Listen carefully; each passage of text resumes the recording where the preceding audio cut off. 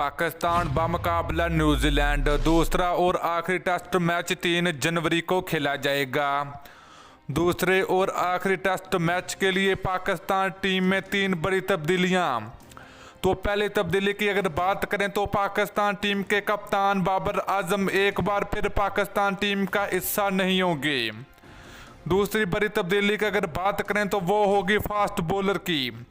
तो नसीम शाह की जगह पर अब आप लोगों को दूसरे टेस्ट मैच में खेलते हुए नजर आएंगे वहाब रियाज। तो तीसरी और आखिरी तब्दीली की दोस्तों अगर बात करें तो वो होगी पाकिस्तान क्रिकेट टीम के हारिस सुहेल की। तो हारिस सुहेल की जगह पर अब आप लोगों को दूसरे और आखिरी टेस्ट मैच में खेलते हुए नजर आएंगे इफ्तिकार अहमद। तो दोस्तों पाकिस्तान और न्यूजीलैंड के दरमियान दूसरा और आखिरी टेस्ट मैच 3 जनवरी 2021 को पाकिस्तान टाइम के मुताबिक दिन के 3 बजे खेला जाएगा। तो दूसरा टेस्ट मैच कौन सी टीम जीतेगी तो आप लोगों नीचे कमेंट सेक्शन में कमेंट करके जरूर बताना है।